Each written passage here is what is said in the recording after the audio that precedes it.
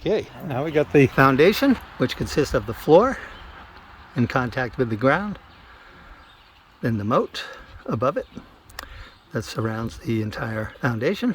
Then we got the vestibule sitting on top of the foundation, and it is captured by the 4 corner guides. Looking inside, there's a stainless steel pan, which will be used for thermal mass as well as water to assist with controlling humidity with the Varroa treatment, thermo-hygro treatment. Let's see inside how we have 8 carriage bolts on either side to hold on the awning and the takeoff landing board. And in between is the entrance exit slot on both sides. Look right up in there. See the slot? It's where the bees come and go, obviously. And these are also corner guides, but we call these offset because that's what they are. And we have this screen, stainless steel. This is all 3/16 stainless, antibacterial. And this is our lower screen. That fits right in there like that. And the bees come up all the way around. All the way around. And then debris like wax cappings that the bees chew off so they can get at their honey can all fall down inside that pan. So that pan is also used as a debris pan and for varroa mites to fall down in. Okay? And this port right there is for testing temperature as well as relative humidity as well as CO2. Okay, and then there's one on the other side. We've got all the boxes with frames on the vestibule, captured by the offset corner guides, 4 of them. These boxes are sapele, a hardwood, and the frames are standard Langstroth, 10 frame boxes. And now we're gonna put the feeder box on. And we got a liquid feeder in there, made by Apis. And so there's a hole where the bees can come up and get fondant or pollen or whatever when the feeder is not in there. Now we got a ventilation box, 1/8 inch perforated stainless steel right inside the 3/16 stainless pan. And we'll show how the ventilation box works. Okay, so now we've got an alternate wood feeder box, again made out of sapele. And we can also put a screen over those holes when it's not being used as a feeder. And that's how that looks. So next we'll put the fan assembly on.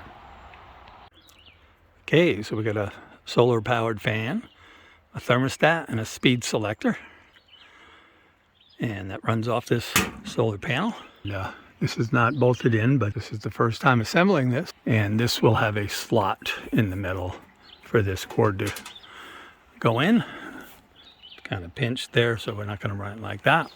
So I'll make a slot in that stainless steel. And this solar panel generates about 10 watts of power, plenty to run that fan. That will go on the roof with some double back adhesive Velcro, but that stainless steel could also be made out of wood, the same kind of wood. So we have that option. One more thing about the fan, with the 1/8 inch perf covering the feeder holes and ventilation holes, the bees cannot get up into the fan. Okay, so this is off limits to the bees inside the feeder slash ventilation box when it's being used for ventilation. And of course, the fan will only run when it gets above, let's see, we have different temperature settings. Of course, this is upside down, 96, 92, 88, 84. So we want to set it for 96. Or 92, then the fan will run. And of course, when the sun is not out, Like on a day like today, we're about to get thunderstorms. Or at night, it cools down when the sun's not out and when it's dark, obviously. So that's a good feature. Okay, next we'll put the roof on.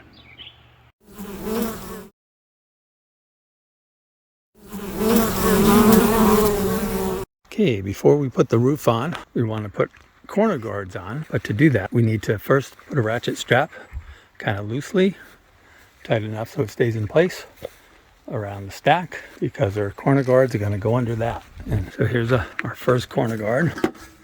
And again, this is 3/16 stainless steel.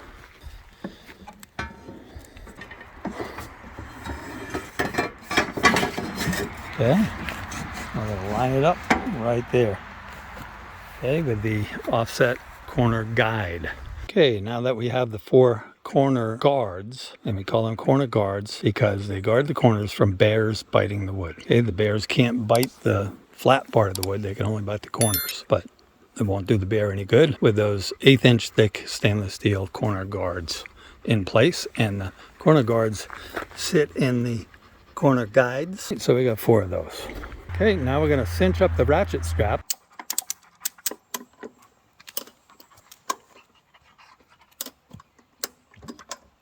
Ratchet strap's tight. It's holding all the 4 corner guards tight against the feeder box. Looking down, everything's nice and tight, so we can put the roof on. Okay, so there's the roof. It's vented at the top and the bottom. So this is a condensate drain vent. And then that vent is where air will move up convectively through the hive into the roof and then out of the roof.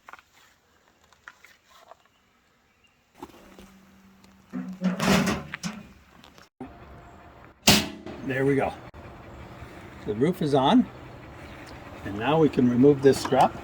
Strap is only required to cinch the corners together so that the roof can be dropped into place surrounding all 4 corners. Okay, so we're all done with the strap. These are called weld eyes. They're welded right to the roof and to the pedestal on the foundation. And we've got a hidden shackle, master padlock, 6271. And this works very simply. So we've got a side step on here. Okay, so we loosen that up. Put that right over there. Lock it up. Okay, same thing. And 1 key fits all of these locks. Put that on there, just like so.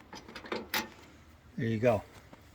Now, no one can get inside this hive. No thieves.